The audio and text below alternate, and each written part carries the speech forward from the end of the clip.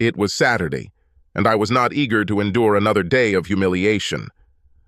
My wife, Kathy, and I spent the afternoon in the common area of the condo with 3 other couples, drinking beer and eating food from the grill. The beer was pretty much the same, but the food selection varied depending on who was coming that week. We held these gatherings for about 4 months. It started out fine, but lately, I started noticing that the wives seemed to have more fun than the guys, and it was different. The other 3 husbands didn't seem to notice, and at first I thought I might be being paranoid until I looked into it a little deeper. Most conversations were between men or women. The men talked about sports, work, and politics. The women talked about other things. As the day wore on, all the conversations seemed to blur together and usually ended with all 8 of us chatting. It was around this time that subtle cuckolding began to appear. It never showed on your face, but it was always somehow sly, and it was usually followed by giggles from the girls' side of the table. I've started to pay attention to this in the last few weeks. We all moved into an apartment around the same time. Gary was a welder and was married to Amy, who was a fitness enthusiast. Amy was a petite brunette with a gorgeous body. She loved to play sports and keep fit.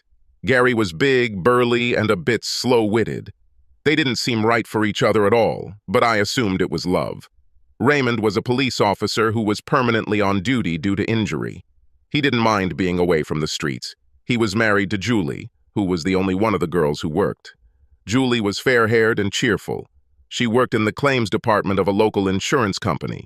Cecil worked as a mail sorter at the local post office. He was a quiet, laid-back guy, and his wife was the same. Marcy had shoulder-length brown hair and a reserved appearance. The only time she showed any personality was when the girls giggled. She wasn't ugly, and she had a beautiful body. She was just kind of invisible. My name is John. I am a lawyer, but I work only on a voluntary basis. The office I work in is funded by several grants, so although we don't charge money for the work, I make a decent salary. I met my wife Katie in college. She is cute and perky with short blonde hair. Just a few weeks ago, I thought everything was perfect between us. Now I know that this is not true. As scheduled, the girls began their little game. They began to tease Raymond about Julie spending so much time in the supermarket. They made some inappropriate references to sex with the salesman and ended up telling him to be careful that she didn't get too friendly with the butcher. Everyone had a good laugh at Raymond's expense, including his wife. Cecil was next on the cutting board. The girls found it very funny to talk about how Marcy worked overtime with her handsome Italian boss, and even mentioned long lunch breaks a few times. Cecil didn't seem to think it was funny, but Gary and Raymond had a good laugh about it. Marcy just smiled and rolled her eyes shyly. Gary was attacked more than the other 2. The 3 girls talked non-stop about how well Amy worked out every day at the gym and how jealous they were of her.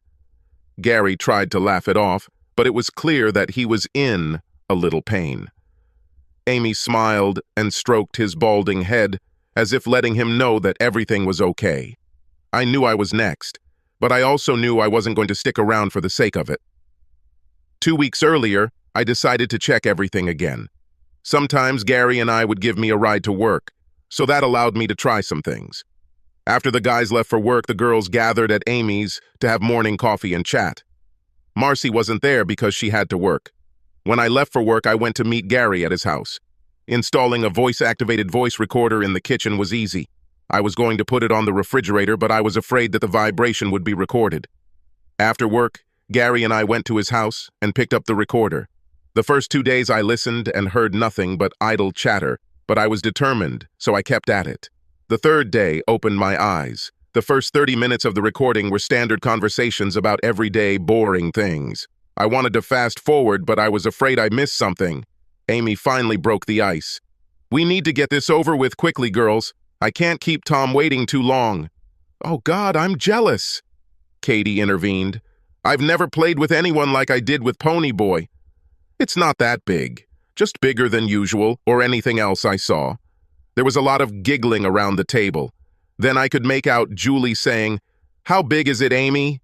Is it 20, 22, 25 or more?" "I never measured it, idiots, but I would guess about 25 centimeters. Katie had to ask next. "Doesn't it hurt?" Only when he had dirty sex with me. I can only do this to him once a week. This caused a good laugh at the table. Today is also Marcy's day at the motel. God, I feel abandoned. I don't think I can wait until tomorrow to go to the mall. Katie pretended to sob lightly. I can't believe Marcy got his name tattooed on her butt, Julie said. You have to look closely to see his name. It seems to be in harmony with the pattern on the butterfly's wing. How did she explain this to Cecil? She said she did it for him, Katie replied. This was followed by another round of laughter. So, Julie and I are going to be celibate today, but we'll catch up tomorrow. Where are you going to go, Julie? Jerry has a day off tomorrow, so we'll just go to his house. It's nice that he lives alone. Go, girls. Get out of here. I need to go down to the gym before Tom gets exhausted. It was clear that Amy was alarmed. The recording ended there, but after listening to it a few times, I was able to piece a lot together. The next day, I felt sick. Luckily, I didn't have any court appearances. That night, I checked the computer and didn't find any secret emails or anything. I also checked the incoming and outgoing calls from her mobile phone, and there was nothing there. I checked my phone records for the last 2 months and didn't see anything to indicate she was cheating. I went to work as usual, but stopped near my house to wait for her. The wait was long, but shortly before noon, she left the house and headed to the mall. I had a pretty good idea of where she was going, so I didn't have to follow her too closely. She parked near the main entrance to the shopping center. As she walked towards the entrance, she rummaged through her purse. She took out a small red flip phone and made a call. Her usual cell phone is silver, and this is the first time I've seen red. She stopped at the entrance, turned around, and looked around the parking lot. Apparently not too well because she didn't see me. Walking down the long entrance corridor, she turned right into the main part of the shopping center. She stopped and looked around several times, but still did not see me. I watched as she walked in and headed toward the service area in the back. She stopped one last time, looked around, and headed towards the receiving and loading area. By the time I got there, I only caught a glimpse of a blue Ford Explorer driving away. She was in it. I was pretty sure she would be gone for a while, so I stopped by the food court and grabbed a bite to eat. After purchasing a couple of magazines, I drove to the back of the center and parked so I could watch the people coming and going, only when he had dirty sex with me. I can only do this to him once a week. This caused a good laugh at the table. Today is also Marcy's day at the motel. God, I feel abandoned. I don't think I can wait until tomorrow to go to the mall. Katie pretended to sob lightly. I can't believe Marcy got his name tattooed on her butt, Julie said. You have to look closely to see his name. It seems to be in harmony with the pattern on the butterfly's wing. How did she explain this to Cecil? She said she did it for him, Katie replied. This was followed by another round of laughter. So, Julie and I are going to be celibate today, but we'll catch up tomorrow. Where are you going to go, Julie? Jerry has a day off tomorrow, so we'll just go to his house. It's nice that he lives alone. Go, girls, get out of here. I need to go down to the gym before Tom gets exhausted. It was clear that Amy was alarmed. The recording ended there, but after listening to it a few times, I was able to piece a lot together. The next day, I felt sick. Luckily, I didn't have any court appearances. That night, I checked the computer and didn't find any secret emails or anything. I also checked the incoming and outgoing calls from her mobile phone, and there was nothing there. I checked my phone records for the last 2 months and didn't see anything to indicate she was cheating. I went to work as usual, but stopped near my house to wait for her. The wait was long, but shortly before noon, she left the house and headed to the mall. I had a pretty good idea of where she was going, so I didn't have to follow her too closely. She parked near the main entrance to the shopping center. As she walked towards the entrance, she rummaged through her purse. She took out a small red flip phone and made a call. Her usual cell phone is silver, and this is the first time I've seen red. She stopped at the entrance, turned around, and looked around the parking lot. Apparently not too well, because she didn't see me. Walking down the long entrance corridor, she turned right into the main part of the shopping center. She stopped and looked around several times, but still did not see me. I watched as she walked in and headed toward the service area in the back. She stopped one last time, looked around and headed towards the receiving and loading area. By the time I got there, I only caught a glimpse of a blue Ford Explorer driving away. She was in it. I was pretty sure she would be gone for a while, so I stopped by the food court and grabbed a bite to eat. After purchasing a couple of magazines, I drove to the back of the center and parked so I could watch the people coming and going from the reception area. My car looked pretty ordinary, so I didn't have to worry about being noticed. About 2 hours later, a blue SUV pulled into oncoming traffic and Katie got out. She made a few comments, smiled, and walked into the mall. I had no problems getting the car number. I went to work and checked the license plate. The blue Explorer belonged to Bobby Gerhard, the salesman who sold us the Focus 6 months ago. I came home at the usual time, and Katie cooked dinner as usual. That evening she was feeling a little nervous, but I stated that I had a hidaki. The next day I had to go to work and catch up on some stuff.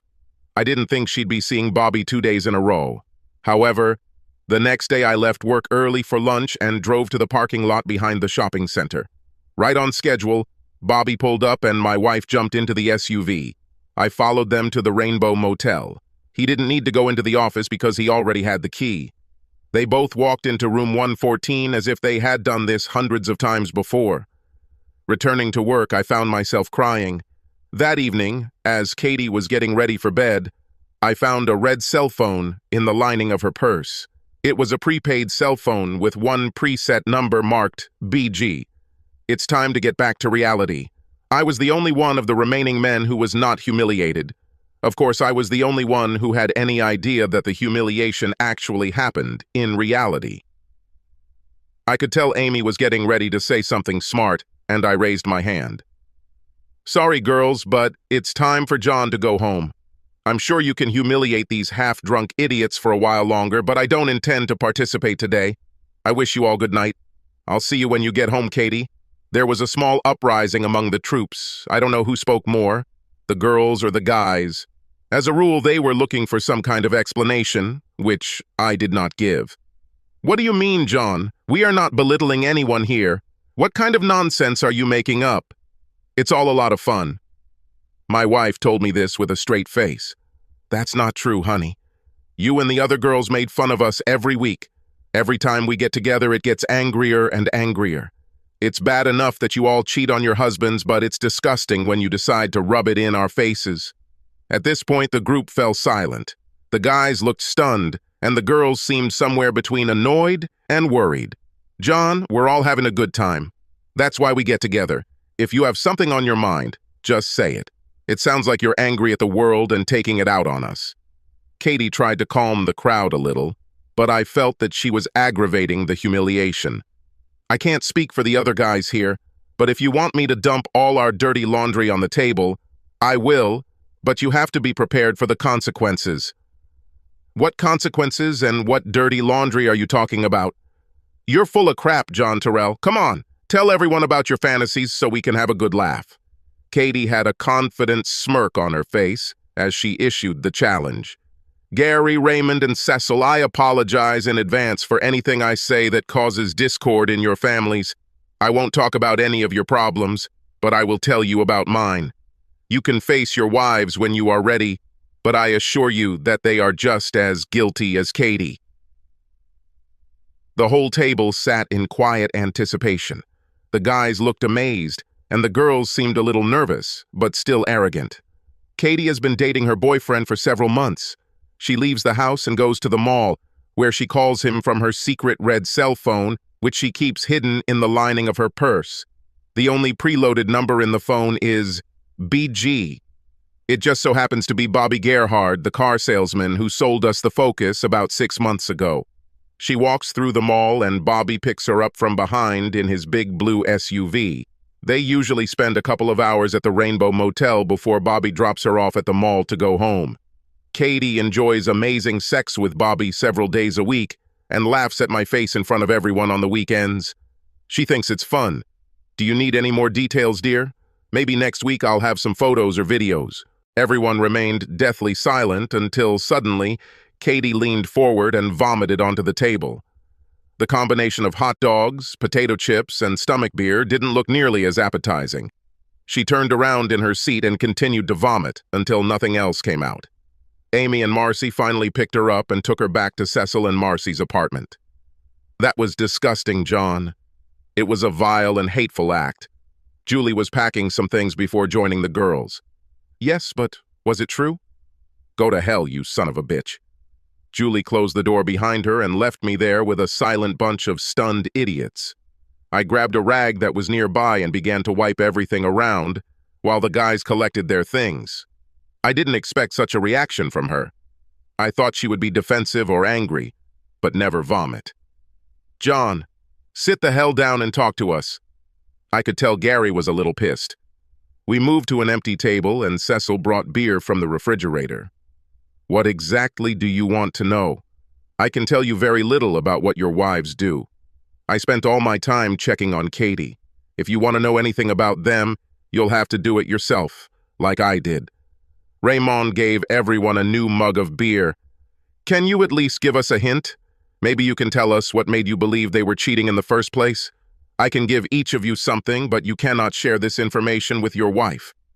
You should get the evidence you need by finding it somewhere else. I don't have all the answers, but if you're trying to get your wives to admit to cheating, you're asking for trouble. Get the facts first, like I did, before you do anything. Gary looked dejected. I don't know if I can do this, John. I'll try, but I don't understand how. Cecil was beginning to worry. Come on, John. Give us something. Girls tease each of you in different ways. They tell you straight to your face how they are cheating. Marcy is having an affair with a guy she works with. I don't know who, but she got a tattoo on her butt in honor of him. His name is in Butterfly Wing. I think he's Italian. Julie is dating a guy named Jerry who works at Winn-Dixie. They go to his house on his days off. That's all I know about them. Gary, I hate to say it, but Amy does this several times a week with a trainer at the fitness club. She calls him Tom because he has a really big man tool. That's all I know, guys. They didn't look happy. Raymond looked angry. Cecil looked sad, and Gary looked like he was about to fall apart. I can't do this, John. Gary sobbed. Do what? I won't be able to tell her anything.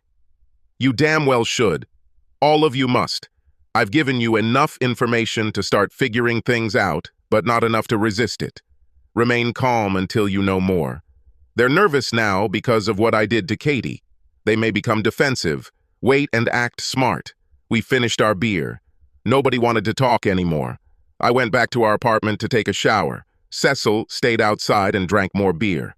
All the girls were at his house, and he didn't want to go home. Sometime later, I saw him get into his car and drive away. I don't know where Raymond and Gary went. After my shower, I fell asleep on the couch. It was about 8 in the evening when I heard a frantic knock on the door. Woke up, I stumbled to answer. John, put on your shoes. We have to take Amy to the hospital. Julie stood in the doorway, holding Amy close. Amy held the bloody towel to the left side of her face. What the hell happened? Gary and Amy were arguing. Gary hit Amy. She fell and hit her head on the corner of the coffee table. He was out the door before he realized she was hurt. How bad is it? Do you need a hospital? By this time, I was helping Julie get Amy to my car. When she hit the corner of the table, her eye popped out of its socket. It just hangs there. We are afraid to try to put it back and think that it is better to see a doctor. A good choice. It was only a 10-minute drive to the hospital. For the first 5 minutes, everything was quiet. It's all your damn fault, John. If you had kept your mouth shut, this would never have happened. To rant the way you did was mean and cruel. I don't know what you said to the guys after we left, but it didn't seem to make the situation any better. We haven't seen Cecil or Raymond all day, and I'm pretty sure Amy regrets meeting Gary. Sorry, that's how you look at it, Julie. I'm not the one who caused the problem. I just expressed it openly. If you want to blame someone, put it on you, the women who cheated on their husbands. Go to hell, bastard. Luckily, we arrived at the entrance to the emergency department before the conversation became even more heated. I parked the car while Julie helped Amy check in. When I entered the waiting room, Amy had already been taken care of. Julie was busy filling out paperwork. I didn't know what to do, so I just sat there. After finishing her work in the emergency department, Julie called Amy's parents and asked them to come. She then called Marcy and told her the latest news. I tried to look inconspicuous. To be honest, I did feel a little guilty. I should have realized how unstable Gary was. I think in the end, it was my fault. I felt he should know, but I didn't try to provoke him. Everything just went wrong. I noticed Julie was down the hall talking on a payphone. I was wondering why she uses a payphone when she has a great cell phone. About this time, my cell phone rang. "John, this is Gary. I need your help." "Where the hell are you? What have you done, idiot?" "I'm at the police station. I'm preparing to turn myself in and wanted to talk to you first. Amy and I had a fight about her affair, and I freaked out. I went down to the gym and beat up the trainer she was messing with.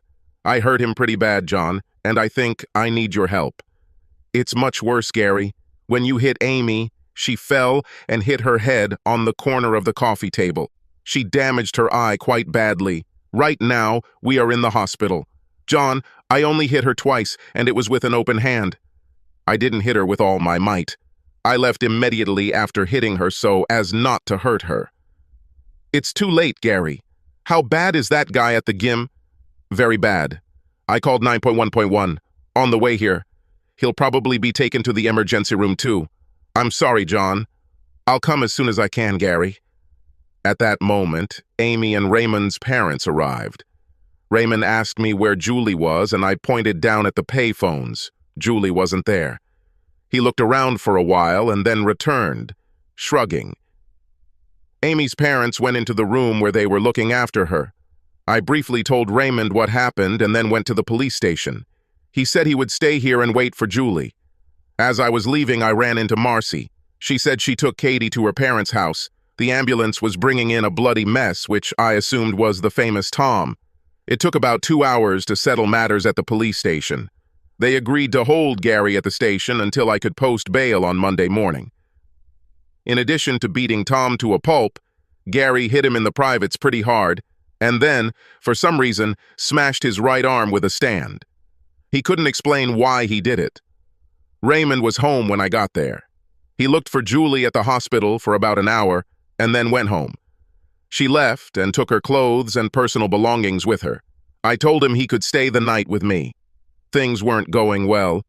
Marcy woke us up the next morning and demanded to know where Cecil was. He was not home. After convincing her that we didn't know anything, Raymond and I went to breakfast. When I returned home, Katie's mother was there. Katie wanted to stay with them for a while, and she came to pick up some of her things. We collected enough for her to survive. At this point, I didn't think Katie would be coming back, so I told my mother-in-law that I would drop off the rest of her things the following week. She said she understood and apologized for the problem. Her voice sounded sincere. I assumed that Katie told her parents what happened. Amy's parents took her home with them. The doctor put her eye back in its socket, but was unable to get it to function properly. The emergency room doctors were confident that with some professional attention, this could be corrected. The next morning, I released Gary on bail. He told me in detail what happened. It was pretty dry. He talked to Amy. She denied everything. He hit her with an open palm and she admitted to cheating and told him who it was. She tried to stop him as he walked out the door and he pushed her. She hit her head, but Gary found out about it later. The gym was open late Saturday night and Gary had no trouble finding Tom. He made the mistake of smirking at Gary and implying that it was Gary's fault for not taking care of the housework. The muscle Hulk was no match for the gentle giant, and Gary beat the crap out of him. He knew why he kicked him in the groin, but he couldn't explain why it broke his hand. On the way to the police station, Gary called 911 to get help for Tom. When we got to the apartment, Amy's parents were waiting to pick up her things. Gary and I helped load everything up.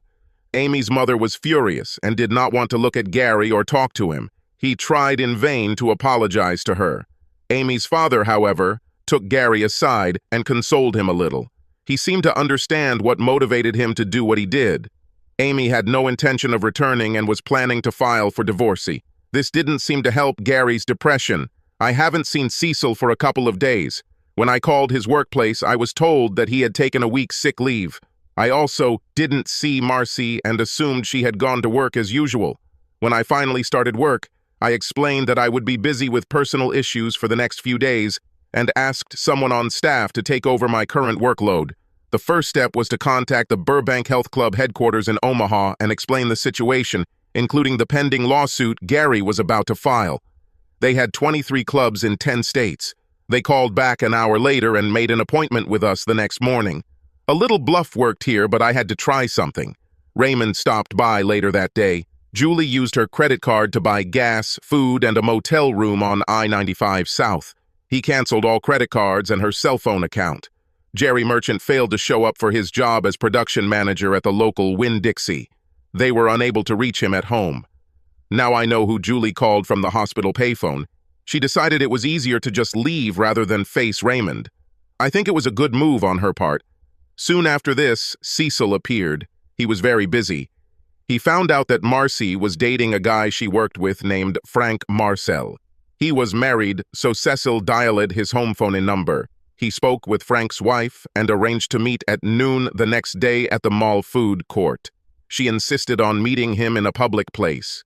Cecil asked me to go with him to make sure he didn't do anything stupid. Cecil hasn't seen or spoken to Marcy since Saturday. The three of us went to Red Lobster for dinner and asked Gary to meet us there. It was a somber dinner. None of the guys wanted to talk about what happened. Perhaps if we had not discussed this, everything would have gone away on its own. Dreamers. After eating, Gary and Raymond went home, and I don't know where Cecil ended up. When I got home, I called Katie's parents. Katie didn't want to talk to me. I spent the rest of the night packing her things. Tomorrow will be a busy day. Good morning. My name is John Terrell. Let's start. I looked at Kevin and Kyle Burbank and their lawyer, Phil Mertz. Gentlemen, there is no doubt that Gary Wilson caused physical injury to Tom Reichert. What I think is important are mitigating circumstances. What are the circumstances, Mr. Terrell? Phil Mertz appeared to speak on behalf of the brothers, which was a good move. Mr. Reichert had an open affair with Amy Wilson for several months and bragged about it. I didn't have proof of this, but I just tried it. On the night of the attack, Mr. Reichert bragged to Mr. Wilson that he gave Amy sexual satisfaction that she did not receive at home. It appears that he was trying to provoke Mr. Wilson, which turned out to be a mistake on his part. What's next, Mr. Terrell? Gary Wilson will sue Tom Reichert and Burbank Health Clubs for a 7-figure sum. It will be a messy trial and a very public one. I can assure you that many husbands will check their wives' membership. We will not mention hidden video and photo cameras in massage rooms and solariums unless necessary. I made another long shot. I had no idea if there were any cameras there, but I figured they didn't know for sure either. There was silence at the table. It was as if they had heard this story before, and none of it was a surprise. This was new to me, but I'm not into a health club. Can I see you for a few minutes, Mr. Terrell? I nodded to Mr. Mertz and left the room. I'd like to say that the room was bugged and I heard every word they said, but that's not true. A few minutes later, they waved me back. What do you propose as a compromise? Very simple.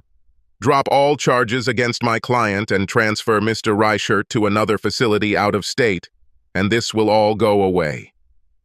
There was a sigh of relief on the faces of all three. Mr. Mertz simply nodded. We all stood up, shook hands, and that was the end of it. They flew halfway across the country for a 20-minute meeting and seemed happy about it. Gary was very happy when I told him the good news, but Amy did not drop any charges. She filed a civil lawsuit for domestic violence and did not seem to mind having her infidelity become public knowledge. I had to work on it. By the time I got to the mall, Cecil was sitting at a table in the center of the room with a woman who I assumed was Frank Marcel's wife. Standing nearby were two very large men who waved at me. The three of us just stood and watched. Cecil was great at his job. He didn't need me at all. The two guys were Frank's brothers-in-law, who were unhappy. Mrs. Marcel and Cecil shook hands and smiled after 20 minutes. Cecil and I had lunch while we were there. I was damn curious, but Cecil didn't volunteer anything, so I didn't ask. That evening, I took Katie's things to her parents' house. She was there when I arrived, gave me a small smile and left the room.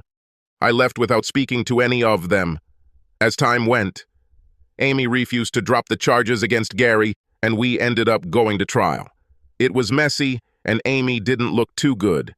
In addition to the public humiliation, her appearance did not improve despite eye surgeries. It seemed that this would be an irreversible deformity. This endeared her to the jury, which I could not but agree with. Gary got 3 years, but he didn't seem upset about it. Amy also filed for divorce. Jerry Merchant was charged with stealing checks from the Pensacola Market grocery store where he worked. He was caught with a female accomplice in Mississippi and returned to Florida for trial. Raymond, who passed the detective exam, filed for divorce that week. Bobby Gerhard was transferred to Ford's Toledo sales office and was fired 3 months later. Cecil never moved back in with Marcy. He successfully avoided Marcy for several weeks until he was transferred to a post office on Rota Island, off Guam. He was responsible for all postal activities on Rota and the surrounding islands. Marcy still lived in the condominium. My guess is that Cecil returned to the condo while she was at work and took all of his things. Shortly after Cecil moved in, Marcy had a small but painful problem. 2 men grabbed her as she left work and removed a butterfly tattoo from her thigh with an electric grinder. Of course, they never caught the guys, and Marcy didn't reveal any motive. As I understand it, the wound became infected and caused her great grief. She also lost her job for some reason. I never asked. Last I heard from Marcy, she was on a flight to Guam and never showed up. Since then, nothing has been heard from her. Cecil was recently promoted and is now in charge of postal service on all of the outlying islands around Guam. Raymond moved to Miami and now works as a detective in Miami-Dade. The last time I heard from him, he seemed happy. Julie is in prison somewhere in Florida. Gary began teaching prisoners how to weld while he was incarcerated. It went so well that he was offered a full-time job. A year later, he was released. Gary likes his new job. He is no longer married to Amy. Amy still looks sideways. As for Katie and me, we never got along. I would come to visit her and she would always smile and leave the room. Her parents said she didn't go out anywhere and didn't seem interested in anything else. 6 months later, I filed for an uncontested divorce. I think the guys came out of this whole thing okay. I don't think the Wives did too well. I don't miss Saturday get-togethers. Subscribe to our channel so that your second chaff doesn't cheat on